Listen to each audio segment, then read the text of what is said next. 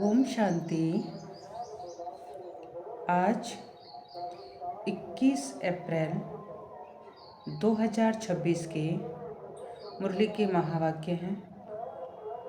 आज बाबा ने कहा, मीठे बच्चे, ज्ञान सागर बाप आए हैं। तुम बच्चों के सम्मुख ज्ञान डांस करने। तुम होशियार सर्विसेबल बनो तो ज्ञान की डांस भी अच्छी हो। प्रश्न पूछा बाबा ने, संगम युग पर तुम बच्चे अपने में कौन सी हॉबी यानी आदत डालते हो? उत्तर है, याद में रहने की। यही है रूहानी हॉबी। इस हॉबी के साथ साथ तुम्हें दिव्य और अलौकिक कर्म करने हैं। तुम हो ब्राह्मण, तुम्हें सबको सच्ची सच्ची कथा जरूर सुनानी है। सर्विस की भी तुम बच्चों में हॉबी होनी चाहिए। गीत है, धीरज धर मनवा, तेरे सुख के दिन आए के आए। ओम शांति। जैसे कोई हॉस्पिटल में बीमार होते हैं तो पेशेंट दुख से छूटने की आस रखते हैं। डॉक्टर से पूछते हैं, क्या हाल है, कब यह बीमारी छूटेगी? वह तो सब है हद की बातें। यह है बेहद की बात। बाप आकर बच्चों को राय देते हैं। यह तो बच्चे जान चुके हैं कि बरोबर सुख और दुख का खेल है। यूं तो तुम बच्चों को सतयुग में जाने से भी जास्ती फायदा यहाँ है, क्योंकि जानते हो कि इस समय हम ईश्वरीय गोद में हैं, ईश्वरीय औलाद हैं। इस समय हमारी बहुत ऊंचे ते ऊंच गुप्त महिमा है। मनुष्य मात्र बाप को शिव ईश्वर भगवान भी कहते हैं, परंतु जानते नहीं हैं। बुलाते रहते हैं। ड्रामा अनुसार ही ऐसा हुआ। ज्ञान और अज्ञान, दिन और रात। गाते भी आते हैं, परंतु तमो प्रधान बुद्धि ऐसे बन गए हैं जो अपने को तमो प्रधान समझते ही नहीं हैं। किसकी तकदीर में बाप का वर्षा हो तब तो बुद्धि में बैठ सके। बच्चे जानते हैं कि हम बिल्कुल ही घोर अंधेरे में थे। अब बाप आया है तो कितना सोचना मिला। बाप जो नॉलेज समझाते हैं वह कोई भी वेद शास्त्र ग्रंथ आदि में नहीं है। वह भी बाप सिद्ध कर बताते हैं। तुम बच्चों को रचता और रचना के आदि मध्य अंत की रोशनी देता हूँ। वह फिर प्राय लोप हो जाती है। मेरे बगैर किसको ज्ञान मिल न सके, फिर यह ज्ञान प्राय लोप हो जाता है। समझ में आता है कि कलयुग पास्ट हुआ, फिर 5000 वर्ष बाद रिपीट होगा। यह है नई बात, और यह तो शास्त्रों में है नहीं। बाप तो नॉलेज सभी को एक जैसी पढ़ाते हैं, परंतु धारणा में नंबरवार है। कोई अच्छे सर्विसेबल बच्चे आते हैं तो बाबा का डांस भी ऐसा चलता है। डांसिंग गर्ल के आगे देखने वाले बहुत शौकीन होते हैं, तो वह भी खुशी से बहुत अच्छा डांस करती हैं। थोड़े बैठे होंगे तो कॉमन रीति से थोड़ा डांस करेंगी। वाह वाह करने वाले बहुत होंगे तो उनका भी उल्लास बढ़ेगा, है ना। तो बाबा कहना चाहते हैं कि जो जितना अच्छा ज्ञान को समझते हैं, बाबा भी उन्हें बहुत अच्छे से समझाते हैं। तो यहाँ भी ऐसे हैं। मुरली सब बच्चे सुनते हैं, लेकिन सन्मुख सुनने की बात और है ना। यह भी दिखाते हैं कि श्री कृष्ण डांस करता था। डांस कोई वह नहीं, वास्तव में है ज्ञान की डांस। शिव बाबा बोले, शिव बाबा खुद बताते हैं कि मैं ज्ञान की डांस करने आता हूँ। मैं ज्ञान का सागर हूँ, तो अच्छी अच्छी पॉइंट से निकलती। यह है ज्ञान की मुरली, काठ की मुरली नहीं। पतित पावन बाप आकर सहज राजयोग सिखाएंगे या लकड़ी की मुरली बजाएंगे? बाबा प्रश्न पूछते हैं। ये किसके ख्याल में नहीं होगा कि बाप आकर ऐसे राजयोग सिखाते हैं। अभी तुम जानते हो कि कोई भी मनुष्य मात्र को यह बुद्धि में आ न सके। आने वालों में भी नंबरवार पद पाते हैं। जैसे कल पहले किया वैसे ही पुरुषार्थ करते रहते हैं। तुम जानते हो कि कल पहले मुआफिक बाप आते हैं और आकर बच्चों को सब राज खोलकर बताते हैं। कहते हैं कि मैं भी बंधन में बंधा हुआ हूँ, हर एक इस ड्रामा के बंधन में बंधा हुआ है। जो कुछ सतयुग में हुआ था वही फिर होगा। तो कितनी अनेक प्रकार की योनियाँ हैं। सतयुग में इतनी योनियाँ थोड़ी ही होंगी, है ना। वहाँ तो थोड़ी वैरायटी होती है। फिर वृद्धि को पाते रहते हैं, जैसे धर्म भी बढ़ते जाते हैं ना। सतयुग में तो थे नहीं, जो सतयुग में थे वह फिर सतयुग में ही देखेंगे। सतयुग में कोई भी छीछी गंद करने वाली चीज हो न सके। उन देवी देवताओं को कहते ही हैं भगवान भगवती। और कोई खंड में कभी भी किसको गॉड गॉडेस कह नहीं सकते। वह देवताएं जरूर हेवन में राज्य करते थे। उनका देखो गायन कितना है। तो तुम बच्चों को अभी धीरज आ गया है। तुम जानते हो हमारा मर्तबा कितना ऊंच है, वह कम है। हम इतने मार्क्स से पास होंगे, हर एक अपने को समझ तो सकते हैं ना कि फलाना अच्छी सर्विस कर रहा है। हाँ, चलते चलते तूफान भी आ जाते हैं। बाप तो कहते हैं कि बच्चों को कोई भी ग्रहचारी तूफान आदि ना आए। माया अच्छे अच्छे बच्चों को भी गिरा देती है। तो बाप धीरज देते रहते हैं, बाकी थोड़ा समय है, तुमको सर्विस भी करनी है, स्थापना हो गई है, फिर तो जाना ही है। और इसमें एक सेकंड भी आगे पीछे नहीं हो सकता। ये राज बच्चे ही समझ सकते हैं।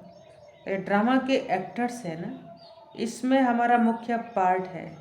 भारत पर ही हार और जीत का खेल बना हुआ है ना। भारत ही पावन था, कितनी पीस प्योरिटी थी। यह कल की ही बात है। कल हमने ही पाठ बजाया था। 5000 वर्ष का पाठ सारा नूधा हुआ है। हम चक्र लगा कर आए, अब फिर बाबा से योग लगाते हैं। इससे ही खाद निकलती है। बाप याद आएगा तो वर्षा भी ज़रूर याद आएगा। पहले पहले अल्फ को जानना है। बाबा कहते हैं तुम मेरे को जानने से मेरे द्वारा सब कुछ जान जाएंगे। ज्ञान तो बड़ा सहज है, 1 सेकंड का। फिर भी समझाते रहते हैं, पॉइंट्स देते रहते हैं। मुख्य पॉइंट है मन मना भव। इसमें ही विघ्न पड़ते हैं। देहाभिमान आ जाने से फिर अनेक प्रकार के घुटके आ जाते हैं। फिर योग में रहने नहीं देते। जैसे भक्ति मार्ग में श्री कृष्ण की याद में बैठते हैं तो बुद्धि कहाँ कहाँ भाग जाती है। भक्ति का अनुभव तो सबको है ना। तो इस जन्म की बात है। इस जन्म को जानने से कुछ न कुछ पास्ट जन्म को भी समझ सकते हैं। बच्चों को हॉबी हो गई है बाप को याद करने की, है ना। बच्चों को हॉबी यानी आदत हो गई है बाप को याद करने की। जितना याद करते हो उतना खुशी बढ़ती है। साथ साथ दिव्य अलौकिक कर्म भी करना है। तुम हो ब्राह्मण, तुम सत्यनारायण की कथा, अमर कथा सुनाते हो। मूल बात एक है जिसमें सब कुछ आ जाता है। याद से ही विक्रम विनाश होते हैं। यह एक ही हॉबीज रूहानी है। बाप समझाते हैं कि नॉलेज तो बड़ी सहज है। कन्याओं का नाम भी गाया हुआ है, अधर कुमारी, कुमारी, कन्या। कुमारी का नाम सबसे ज़्यादा बाला है। उनको कोई बंधन नहीं है। वह पति तो विकारी बना देते हैं और यह बाप तो स्वर्ग में ले जाने के लिए श्रृंगारते हैं, स्वीट सागर में ले जाते हैं। बाप कहते हैं इस पुरानी दुनिया को पुरानी देह सहित बिल्कुल भूल जाओ।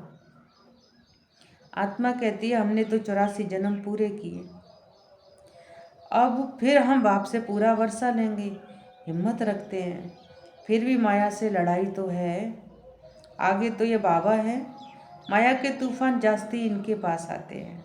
बहुत आकर पूछते हैं कि बाबा हमको यह होता है। बाबा बताते हैं कि बच्चे हाँ, यह तूफान तो ज़रूर आएंगे। पहले तो मेरे पास आते हैं, अंत में सब कर्मातीत अवस्था को पालेंगे। यह कोई नई बात नहीं है। कल पहले भी हुआ था, ड्रामा में पार्ट बजाया, अब फिर वापस घर जाते हैं। बच्चे जानते हैं ये पुरानी नरक है। बाबा बोले ये पुरानी दुनिया नरक है। कहते भी हैं कि लक्ष्मी नारायण क्षीर सागर में रहते थे। इन्हों के मंदिर कितने अच्छे अच्छे बनाते हैं। पहले पहले मंदिर बनाया होगा तो क्षीर यानी दूध का ही। तालाब बनाकर विष्णु की मूर्ति को बिठाया होगा। बहुत अच्छे अच्छे चित्र बनाकर पूजा करते थे। उस समय तो बहुत ही सस्ताई थी। बाबा का सब देखा हुआ है। तो बरोबर ये भारत कितना पवित्र क्षीर का सागर था। दूध घी की जैसे नदियाँ थीं। यह तो महिमा देती है। स्वर्ग का नाम लेते ही मुख में पानी होता है। तुम बच्चों को अब ज्ञान का तीसरा नेत्र मिला तो बुद्धि में समझ आई है। बुद्धि चली जाती है अपने घर, फिर स्वर्ग में आएंगे। वहाँ सब कुछ नया ही नया होगा। बाबा श्री नारायण की मूर्ति देख बहुत खुश होता था, बहुत प्यार से रखता था। यह नहीं समझता था कि हम ही यह बनूंगा। यह ज्ञान तो अब बाबा से मिला है। तुमको ब्रह्मांड और सृष्टि चक्र के आदि मध्य अंत का ज्ञान है। जानते हो कि हम कैसे चक्र लगाएंगे। बाबा हमको राजयोग सिखला रहे हैं। तुम बच्चों को बहुत खुशी होनी चाहिए।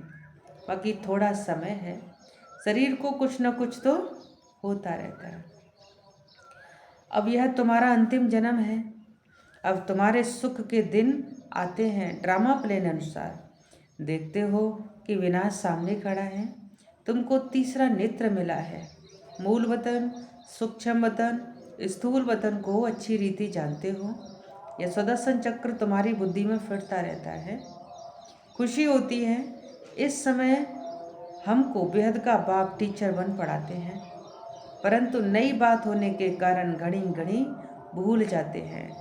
नहीं तो बाबा कहने से ही खुशी का पारा चढ़ जाना चाहिए।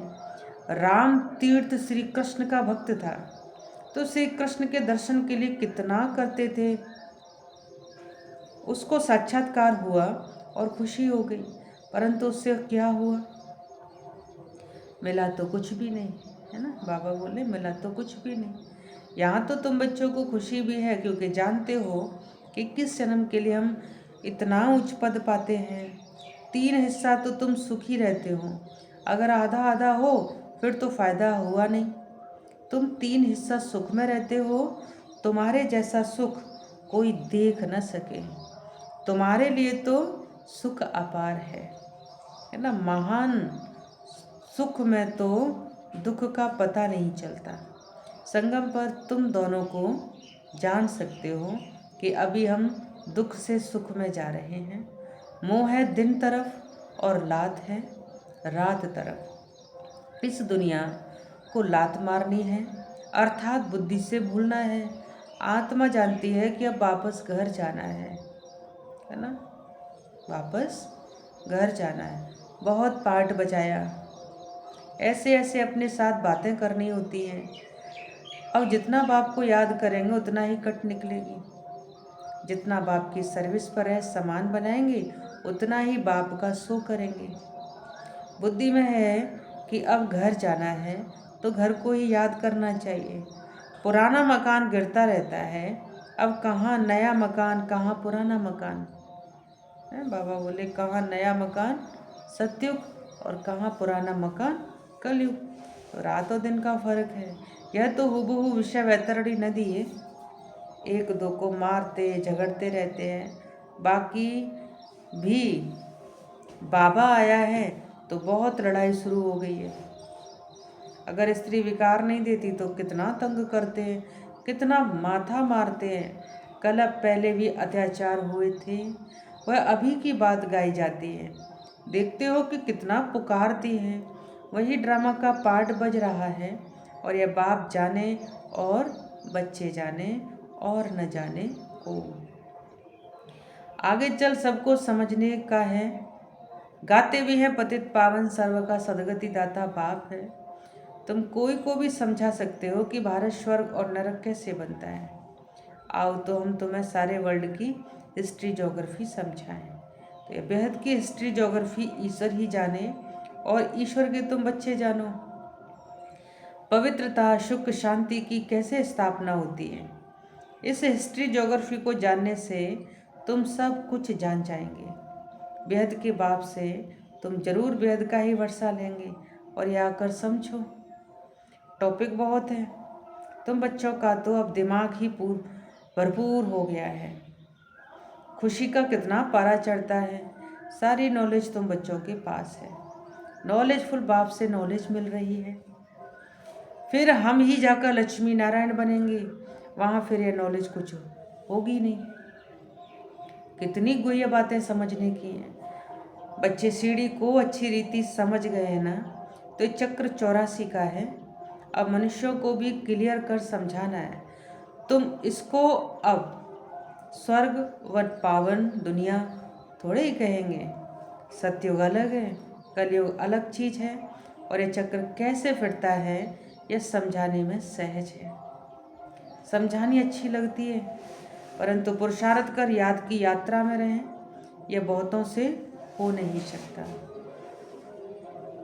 बाबा कहें, परंतु पुरुषार्थ कर याद की यात्रा में रहें, यह बहुतों से हो नहीं सकता। अच्छा, मीठे मीठे शकीलदे बच्चों प्रति माता पिता बाप दादा का याद प्यार और गुड मॉर्निंग। रूहानी बाप की रूहानी बच्चों को नमस्ते। हम रूहानी बच्चों की रूहानी बाप दादा को याद प्यार और नमस्ते नमस्ते नमस्ते। शुक्रिया बाबा, शुक्रिया।